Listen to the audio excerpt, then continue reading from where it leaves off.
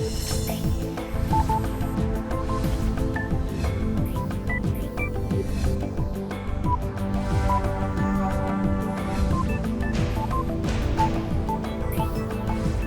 is Pulse of Africa, the face of Ethiopia, the voice of Africa.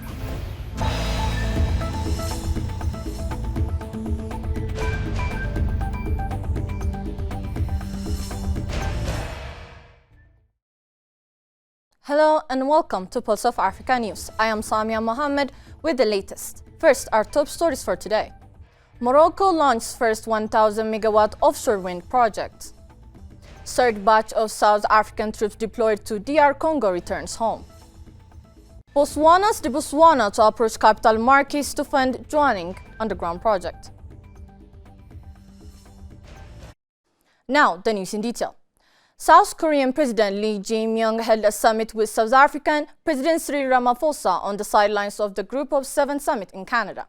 During the meeting, Lee requested the South African government's interest in and support for South Korean companies operating in the country in various sectors such as energy and manufacturing.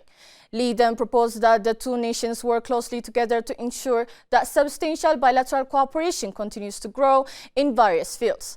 The South African president also called for efforts to strengthen bilateral cooperation economically, politically, and in other areas.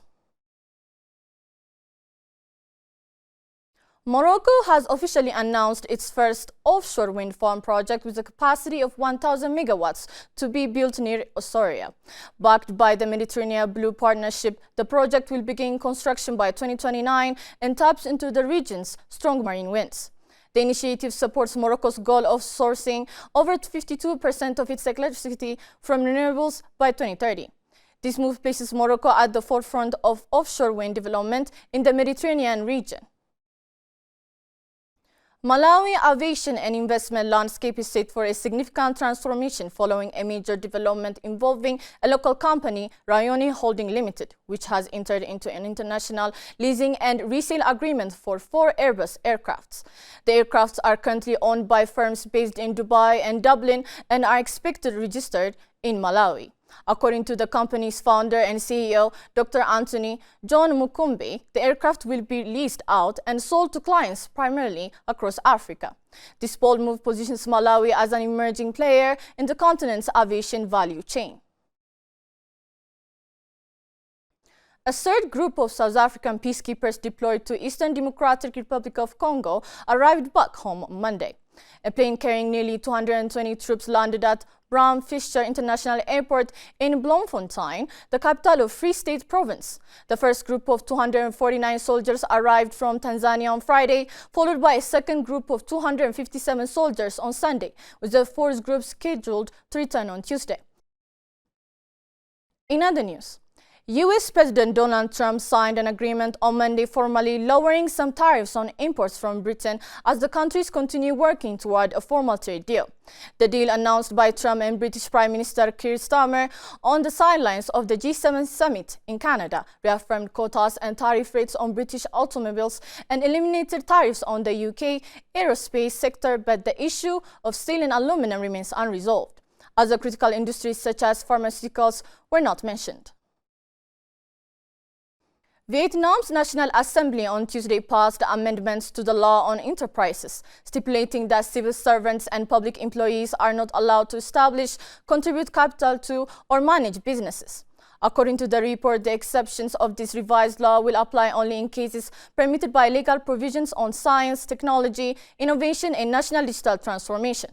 Under the 2020 version of the law on enterprises, public employees were allowed to contribute capital to but prohibited from establishing or managing enterprises. The amended law on enterprises will take effect on July 1st, 2025. The story of resurgent Ethiopia and burgeoning Africa is here, only on the Pulse of Africa channel, all the time. Pulse of Africa, the face of Ethiopia, the voice of Africa.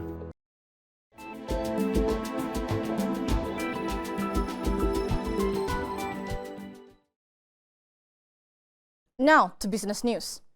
The Botswana Diamond Company is looking to international capital markets to help fund its $6 billion Joanning underground project, a director said on Monday. Despite the downturn in the global diamond market since the second half of 2023, the company is pressing ahead with its plan to prolong the lifespan of its flagship Joanning mine to 2054 by converting it into an underground operation, Managing Director Andrew Motsomi said at the mining conference in the capital, Gaborone. The Botswana cut production by 27% in 2024. The company announced plans last week to further reduce output by 60% to 50 million carats in 2025. The Botswana, a 50-50 joint venture between Botswana's government and global giant De Beers, has previously financed its capital projects mostly from internally generated funds or injection from shareholders. Finally, the African Development Bank announced on Monday that it has approved 19.6 million euros in financing to support Phase 2 of the Kabyolika expansion project in Cape Verde. The project is the country's first renewable energy initiative to combine large-scale wind power generation with battery energy storage systems, the AFDB said in a statement. According to the same source, the funding package includes a loan of approximately 12.6 million euros of the African Development Bank and 7 million euros in a concessional financing from the Sustainable Energy Fund for Africa. The original Kabyolika project was inaugurated in 2012. Phase 2 will add 13.5 megawatts of wind generation capacity and 26 megawatt hours of grid-connected battery energy storage. Before concluding, let us provide you with the latest updates on global commodities prices.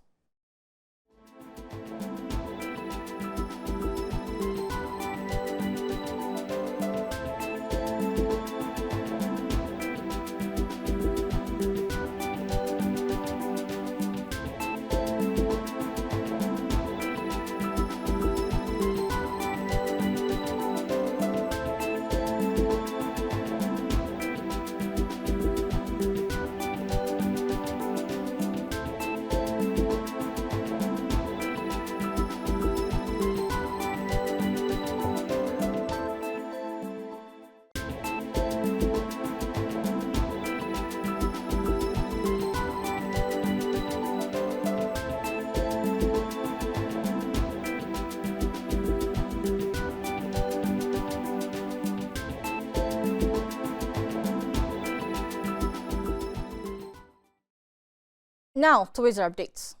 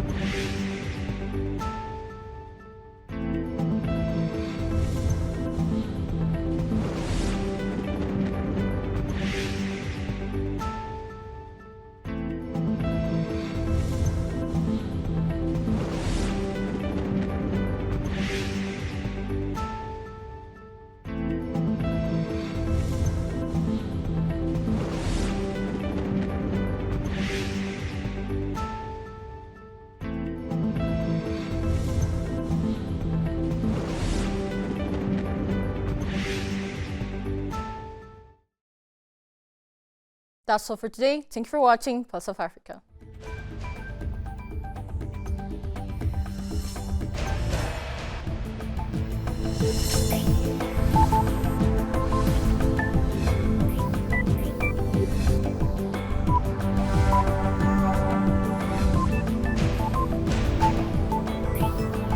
This is Pulse of Africa, the face of Ethiopia, the voice of Africa.